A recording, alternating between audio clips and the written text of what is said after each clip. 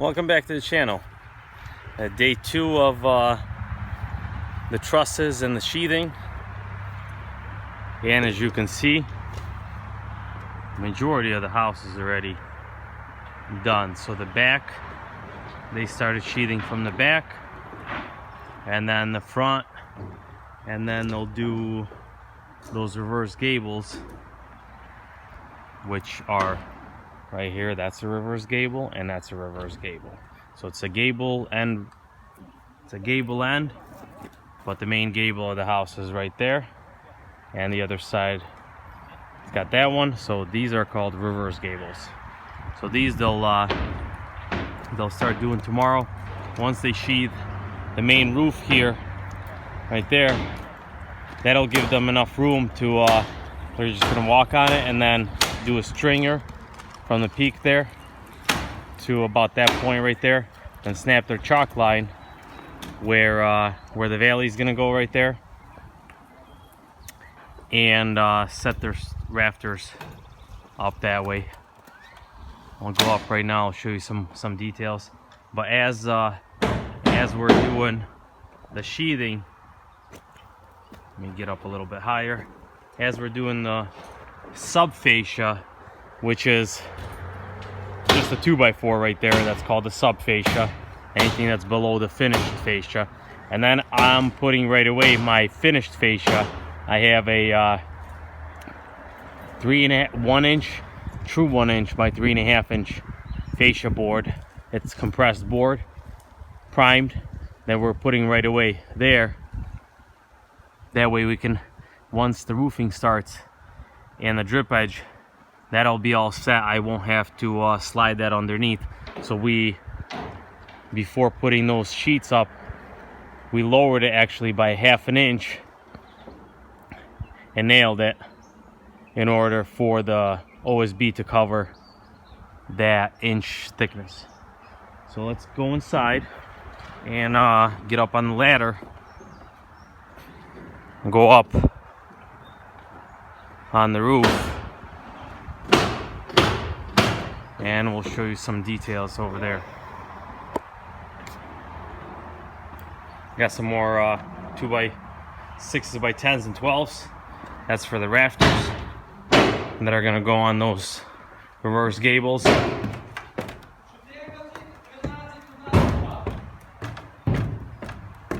me find the ladder here.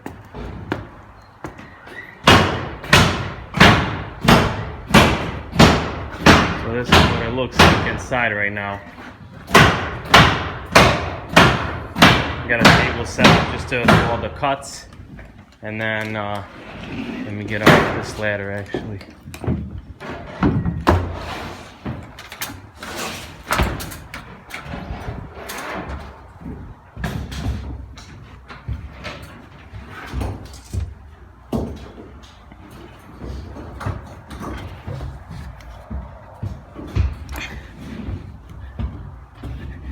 Pretty tough when you got one hand to work with and the other one with a camera, but I'll try to make it work.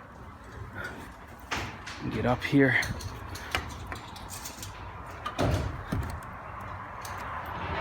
There we go. Okay. These nails right here on the sides, they always get you sharp. They always get you when you do your sub fascia. So here we are.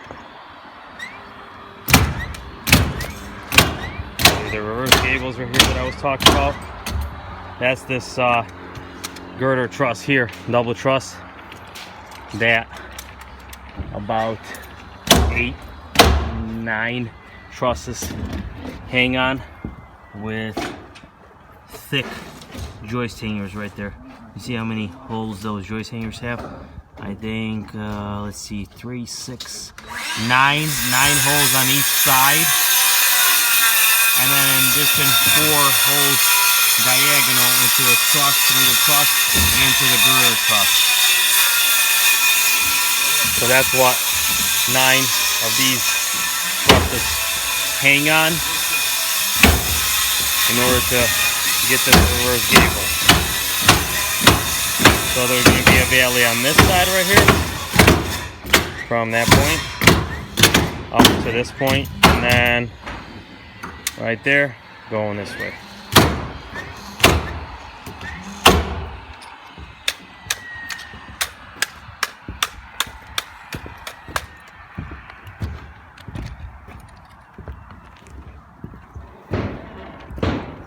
If you can see these H clips, 7/16, since this is 7/16 OSB, these H clips go between the two trusses. You got one truss here, and then in 24 inches you got the other one right here. H clips hold the plywood so it doesn't sag through when you step on it, and then it separates, gives it that about an 1/8 inch gap. Show you on top here, show you the other side. That's what that other side looks like right there. And then this gap right here that you see, some of you might wonder what this is. This is the spot where the ridge vent is going to be, this hole. So once the shingles are on, this hole will be cut out so that it's only going to get shingled up to this point. Then the ridge vent gets covered. We have soffits on the other end that are going to come from underneath the soffit, underneath the roof. There's going to be holes in those soffits for air to come up, run underneath the OSB basically, and go up this way. So cold air comes in the soffit, comes up, and rises up here. Cold air comes up and basically takes the hot air and brings it through the ridge vent. And that ridge vent, after it gets covered with shingles, with ridge caps they're called. But as you can see, there's some harnesses here for safety. It was a hot day today. It was about 90 degrees today, so overheating is a concern. Gotta drink a lot. But once that's all done, you can see from this side, snap the chalk lines through the rafters and then sheathe the reverse gables, and then we can cover the house with ice and water, felt, and start shingling.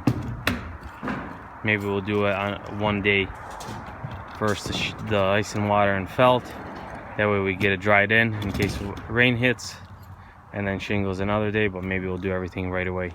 Shingles will come on a truck that'll boom everything up to the roof. That way we don't have to carry anything.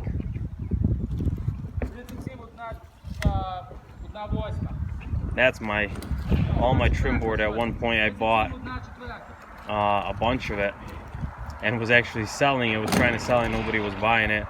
And what do you know, once I started building this house, just got a great idea to use that for the fascia and do all the trim around the exterior of the house. Since there's going to be the siding is going to be a hardy siding, so we got to trim out all the windows, all the doors. I'm not going to have any J channel, so I have to do that and butt the hardy siding up against it. Actually got great soil brought just by a next door neighbor. So you got a pile there, you got a huge pile here, and he still has another 10 loads that he's gonna bring. They're actually a house over, so there's a empty lot right here, and then there's a house they're building. They're gonna be building a garage there, and they're stripping the driveway, I'm guessing about a foot down. So they're stripping all that soil. That's why it's beautiful topsoil. Just got to screen out some roots and some rocks, but it's really good stuff, and they have to take that out. So they literally have 200 feet to go from that house to this driveway. Very good to find a spot for those guys to dump this stuff. Sometimes it's very hard to find a place to dump fill, and you have to pay. When you have an opportunity like this, we're basically we're helping each other. So that's the way the sheathing's done, trusses. And next is going to be shingling the house. So stay tuned for the next video. Like the videos, subscribe, and we'll catch you next time. Thank you.